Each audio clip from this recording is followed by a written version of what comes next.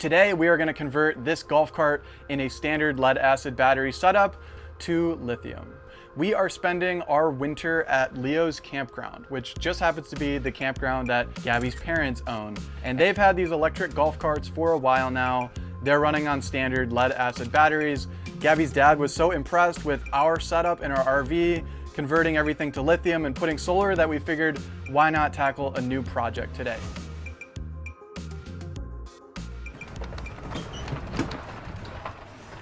Okay, so right here we have our friends over at Lithium, 38.4 100 amp hour. They market it as a golf cart battery. So we actually have another Lithium battery in our RV that we use as our house battery. So this brand has been really good. So we were excited to test this out for the golf carts. What's really exciting about this golf cart, for one, is that it should be the same width, hopefully, that we can replace. If we look under, these are all on a track, so we're hoping that we could just drop it right in. That's kind of TBD if we'll be able to do that, but that one battery will be replacing all of these and at a huge fraction of the weight. Each one of these batteries is 62 pounds, and I believe this battery is 65 pounds. So it's probably about a sixth of the weight. Correct.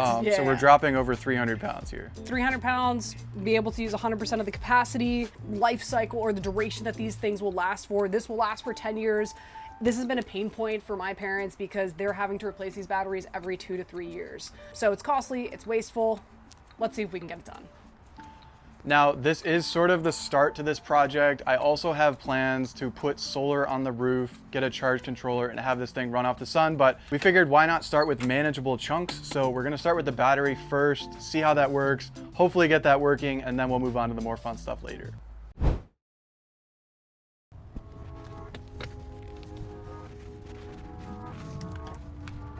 Okay, the first step is going to be getting these batteries out of here. So these are 6 volt batteries making 36 volts. So we're going to take this whole complex system in and hopefully simplify it to just this one battery. These are the main positive and negative cables coming off of here. So those should just easily connect to our new battery, and we'll be able to get rid of a lot of complexity.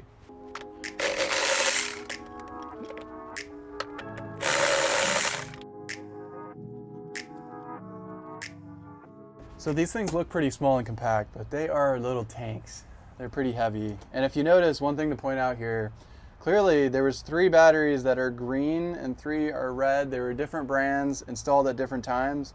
That is one thing you don't want to do when replacing golf cart batteries. If you replace them, you want to replace everything at once. Yeah, this could be a reason why these have been going bad consistently.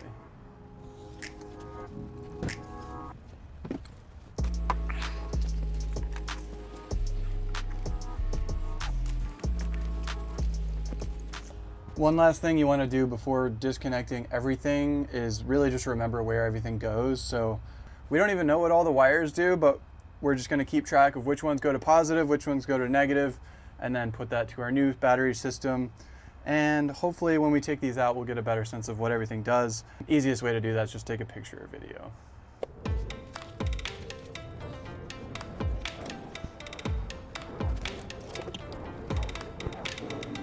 Look at that. Empty and naked. Woo. Even on these batteries too, if we take a look, a bit hard to see, but definitely some swelling on these batteries as well, which I think is common when they go bad. Definitely not something you want to see in a battery. Yeah, just comparing everything that came out to what we're putting back in. One of these weighs about as much as one of these, so we're dropping a bunch of weight, but also dropping a lot of size while we're at it. So one thing we uncovered after taking the batteries out is, fingers crossed, we hope this still fits, but this has these little notches built into the frame here that was holding the batteries in, basically designed to fit 6 batteries of that exact size. Obviously what we have is different, so I hope that doesn't cause any issues, but fingers crossed that it still fits, but definitely something you want to keep in mind if you're doing this for yourself. I'm sure all golf carts have slightly different frames.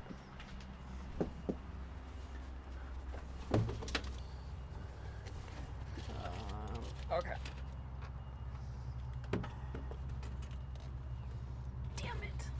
Oh. Hold on, hold it. This is so close. That's exactly what we were talking about. So it looks like it does not fit. So. Those tiny little notches are preventing it from sliding right in and making a 30-minute project into a 3-hour project.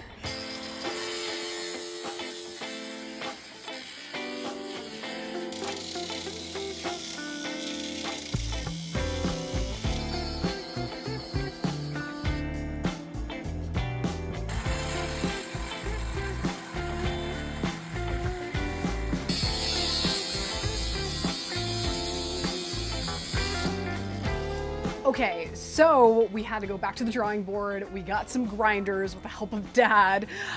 We were able to use those to knock out enough of the metal pieces that were protruding. So hopefully this time around, it should just slip right in. Fingers crossed yet again. All right, ready? Woo! Yeah! Hell yeah! Oh, satisfying. It's so good. Let's look at this thing. Right in there. So it's a little bit shorter than the other batteries and doesn't go as much lengthwise. So a little bit shorter, but yeah, if we wanted to, this is rated for, it'll be just about the same capacity as those 6, but if we want, we have a slot for another one if we wanted to put it in, but I think this will get us by. It should last at least a week before you have to plug it in, but our main goal would be to get a solar panel on top, and so we never have to plug it in, but one step at a time. Okay, and so now it's time to hook everything back up. My buddy that is a marine mechanic told me this fun little, I suppose, riddle to remember what order things go back on. And when you're deciding, okay, is it the positive that goes on first or the negative? A small little thing to remember is red socks, black shoes. So you put your socks on before your shoes. So when we're gonna be putting this wiring back on, that means that the positive will be going on first and then the negative. But when you remove it, you take your shoes off and then your socks. So red socks, black shoes. So you take your negative off first and then your positive.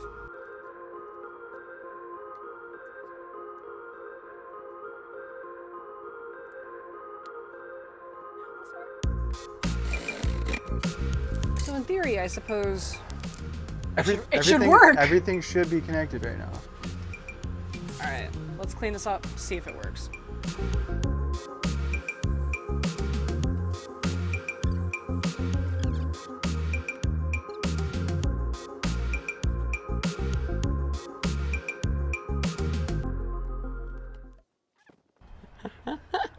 Okay, moment of truth. Ooh, it's fast! It's gonna be powerful. Oh man. Oh my god, the torque on this thing? It's gonna fly. Oh man. This thing is so much faster. 3, 2, 1. Flat mode. Wow, this is gonna be such an improvement.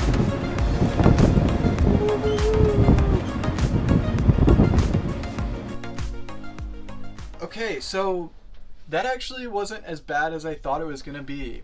Relatively, taking those 6 batteries out, putting this new LFP battery in, it was more or less plug and play. Aside from grinding out those little notches in order to fit the battery in, aside from that, it was just taking the cables off, matching the positive and negative, and putting them back on the new battery.